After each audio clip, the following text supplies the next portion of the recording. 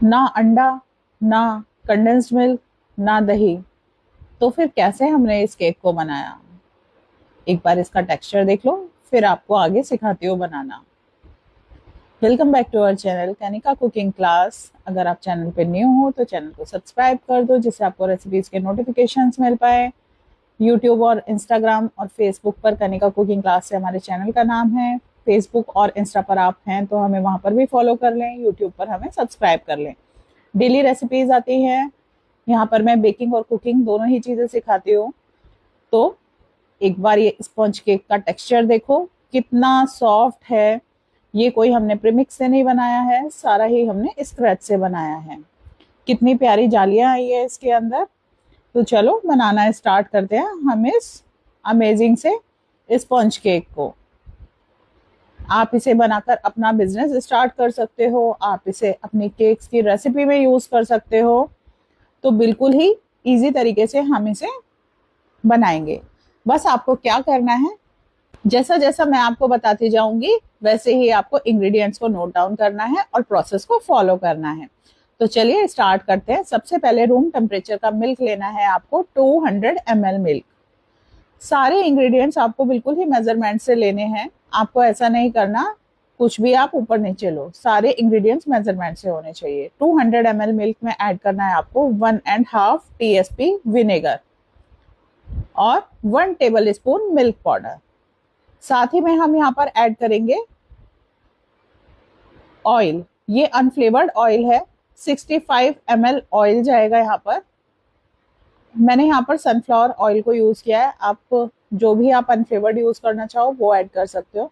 Castor sugar लेनी है आपको, 100 ग्राम्स कैस्टर शुगर या फिर पिसी हुई चीनी, दोनों में से कोई भी एक ले सकते हो। मैंने यहाँ पर कैस्टर शुगर को लिया है।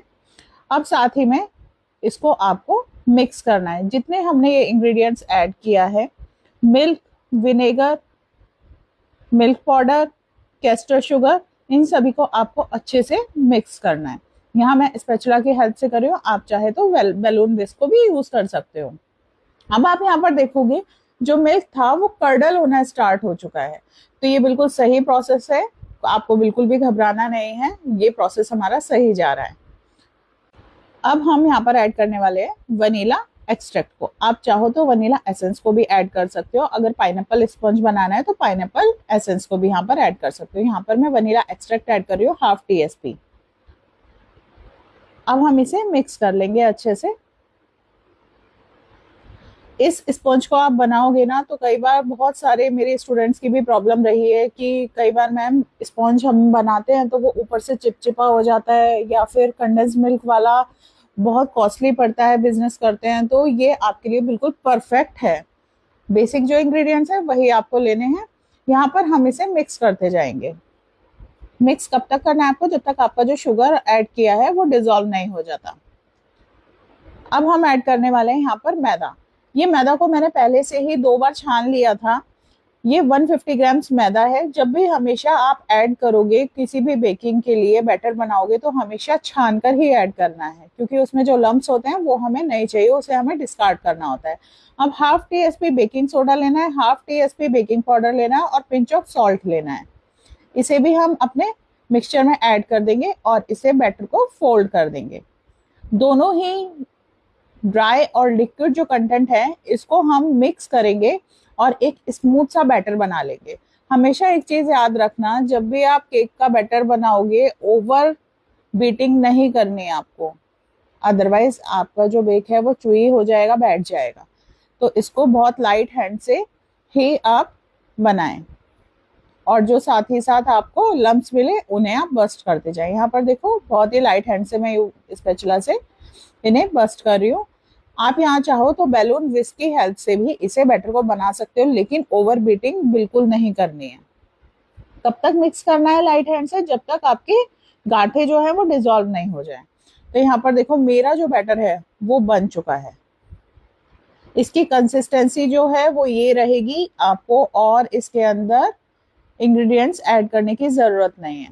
ना घबराना है कि मेरा तो ऐसा बैटर बना है, परफेक्ट जा रहे हो आप। इस रेसिपी को एग्जैक्ट फॉलो करना और इंग्रेडिएंट्स को नोट डाउन कर लेना।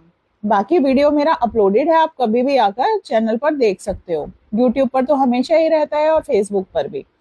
तो चलो इस बैटर को यहाँ से हटाते हैं और हम यहाँ पर रख लेते हैं हमारा टिन। टिन जो रहेगा वो है 6 इंच का टिन। 6 इंच का टिन लेना है आपको। और यहाँ पर मैंने पार्चमेंट पेपर को नीचे बॉटम में अरेंज कर दिया और साइड से ऑयल से ग्रीस कर लिया है। ग्रीस करना जरूरी है, अदरवाइज आपका बैटर जो है डिमोल्ड करेंगे तो स्टिक हो जाएगा। तो यहाँ पर सारा बैटर हम 6 इंच के टिन में पोर कर देंगे। इतने मैंने अपना ओवन को प्रीहीट करने के लिए रख दिया है 170 डिग्री सेल्सियस पर 10 मिनट्स के लिए। ये जो बेकिंग हम करने वाले हैं 170 डिग्री पर हम करेंगे और सारा बैटर आपको अच्छे से पोर कर देना है। नेक्स्ट स्टेप आता है बैटर को हमेशा पोर करने के बाद टिन को टैप करना। ये बहुत जरूरी है स्टेप्स है, इनको प्लीज फॉलो करना, स्किप मत करना। अब हम इसे ओवन में रखेंगे, प्रीहीटेड ओवन में रखना है केक टिन को और इसे बेक करना है आपको कम से कम 42 to 48 minutes till it done.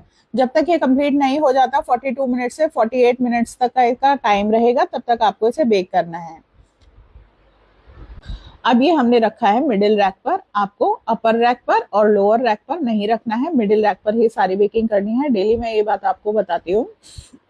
तो अब ये देखो बोथ रॉड ऑन रखनी है, 170 डिग्री का टाइमर सेट किया है मैंने और कम से कम हम इसे बेक करेंगे 42 टू 48 मिनट्स। ठीक है, तो अब हम इसे बेक करने के लिए छोड़ देते हैं